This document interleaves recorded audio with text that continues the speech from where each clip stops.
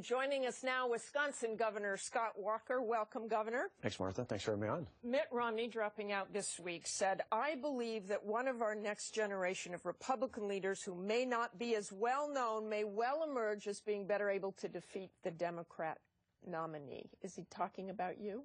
Well, I think there's a whole number of people. I mean, folks like my friend Marco Rubio, I think, fit that bill as well. But I think what he's heard is what I've heard across the country, is that people want new, fresh leadership with big, bold ideas and the courage to act on it. And if we're going to take on a name from the past, which is likely to be former Secretary of State Hillary Clinton, I think for the party we need a name from the future. But how do you stand out in that enormous field of GOP hopeful? Well, I think as your introduction showed, I mean, people can say something. You can give speeches all you want. But I think what we have is not only amongst Republican voters, but in our state, even with independents, people want people who lead. They don't need to agree with you 100% of the time on every issue, but they're so sick and tired of politicians in both parties, particularly in Washington, who say one thing on the campaign trail and do something else. I think those 100,000 protesters 4 years ago who came in and around our Capitol showed if we think we're doing the right thing for the people, it doesn't matter what the intimidation factor, we'll stand up and stand up for them. Okay, as you've seen on our show today, there are enormous foreign policy challenges going ahead, which the next president will inherit. One of your potential rivals for the GOP nomination, Senator Marco Rubio, said a governor with eyes on the presidency could acquire a global strategic vision, but that taking a trip to some foreign city for 2 days does not make you Henry Kissinger. I think you met with Henry Kissinger yesterday, but what would you say in response to Governor Rubio? I did. I actually had the honor not only... Senator Rubio, sorry. Yeah, no. And Marco's a great guy. I think the senator's got great vision. I look at, actually this weekend got to see not only Henry Kissinger, but former Secretary of State George Shultz, who I'm a great admirer, and even Madeleine Albright, who I think very highly of on foreign affairs. Governors don't just take trips. As a governor, I've had risk assessments given to me by the FBI and my adjutant general about threats not only in my state but around the country. And that's one of the reasons why I'm so worried about the future, not just of our country, but our world. Let's talk about some specific. And you talk about leadership, and you talk about big, bold, fresh ideas. What's your big, bold, fresh idea in Syria? Well, I think I go back to the red line. Let's not go back. Let's go forward. What's your big, bold idea? I think aggressively we need to take the fight to ISIS and any other radical Islamic terrorist in and around the world, because it's not a matter when they attempt an attack on American soil, or not if, I should say, it's when. And we need leadership that says clearly, not only amongst the United States, but amongst our allies, that we're willing to take appropriate action. I think it should be surgical. You don't think 2,000 airstrikes is taking it to ISIS in Syria and Iraq? I think we need to have an aggressive strategy anywhere around the world. I think it's a mistake. So what does that mean? I don't know what aggressive strategy means. If we're bombing and we've done 2,000 airstrikes, what is an aggressive strategy?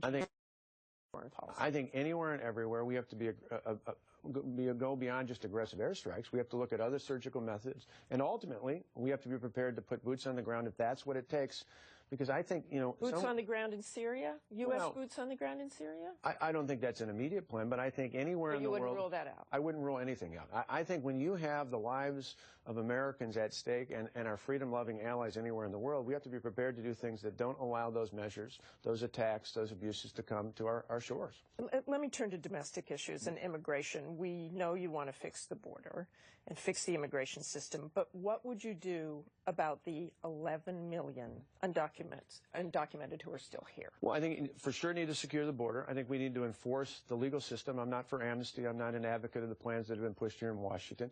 And I think, should I become a candidate, because I'm not yet, it's part of the exploratory process here, that's something we're going to lay out plans for the future. But we've got to have a healthy balance. We're a country both of immigrants and of laws. We can't ignore the laws in this country. We can't ignore the people who've come in, whether it's from Mexico or Central America. But is deporting them possible? Do you see deporting? That's not what I'm advocating as well, but I do think... You're not advocating. I'm saying in the end, we need to enforce the laws of the United States, and we need to find a way for people to have a legitimate legal immigration system in this country, and that doesn't mean amnesty. The Republican nominee could be in a race against Hillary Clinton. Let's just say it's you.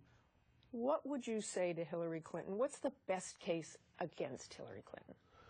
Well, I think the biggest thing I hear from Americans applies both in the primary contest and I think in the general, if I were a candidate and if I ultimately had earned the nomination.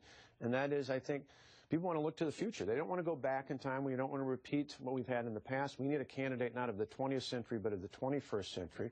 Ironically, that's what her husband brought to the table in 1992 when he picked Al Gore. What marks the difference between those two candidates? I think there's a clear difference. I think former Secretary of State Clinton embodies all the things that we think of Washington. She lives here, she's worked here, she's been a part of the Washington structure for years, not just as a Democrat, but across the spectrum.